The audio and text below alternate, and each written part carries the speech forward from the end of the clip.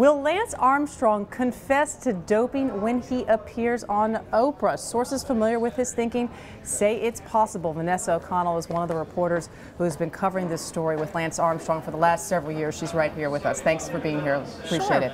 So Lance on January 17th is slated to appear on Oprah Winfrey's Next Chapter show. What are you hearing about what he might possibly tell her? Well, I think what we do know is that she has not been restricted in the questions that she can ask him, and we think it's quite likely that he will confess to doping. How he's going to play this, remains to be seen, but it is possible he may confess and try to explain that any doping that he participated in was years ago and not recently. This would be, just sort of set the stage for us, Vanessa. This would be an enormous about face for Lance, who is, pretty steadfastly, if not vehemently, denied for 15 years that he has doped. He's been angry about it. He has just said, haven't done it. Why now? Is he just sort of realizing, who am I at this point in life? Like, I have nowhere to go if I don't rehab my image, if this indeed is what he's thinking of doing? Well, first of all, you're right that the denials have really been his narrative. His story for years has been that he has been victimized by drug testers. He's tested clean every time. He's been tested more than 500 times. So this is an about face.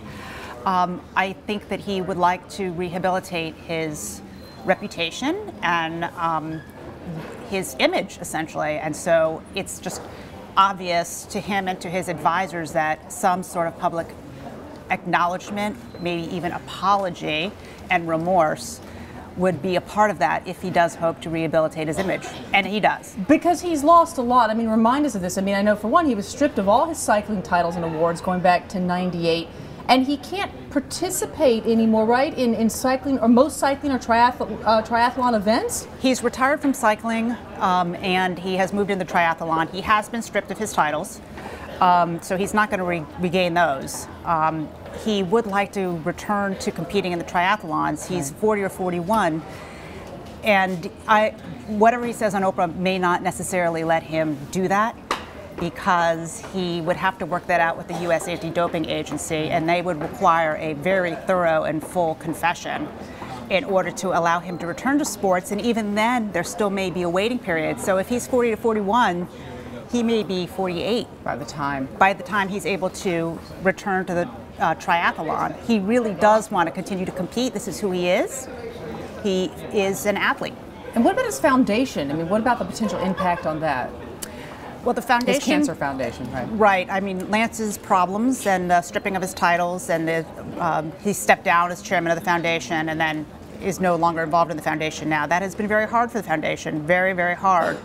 I think the foundation would like to see him apologize or confess, and maybe come back to be able to play a more active role with the foundation. And there are a lot of wealthy donors who've been very supportive of the foundation, and this is very hard for them. And very quickly, I understand he's also thinking about possibly writing a tell-all book. That's what they call it. But he faces a whistleblower lawsuit filed by his former teammate Floyd Landis. How could that complicate things if he does confess to doping?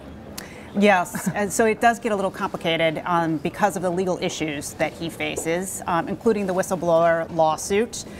But he has a lot of sharp lawyers on his side, and he has lawyers in D.C. who have experience in dealing with the Justice Department. He's got lawyers in various parts of the country, so I'm sure that they would be likely looking to have some sort of settlement with the Justice Department if he does fully confess to doping. He may opt to continue to fight that lawsuit too. We'll see. All right, January 17th, that's the day he appears on Oprah Winfrey's Next Chapter. More online and in the paper today. Vanessa O'Connell, thanks for being with us. Thanks, Wendy. Appreciate it.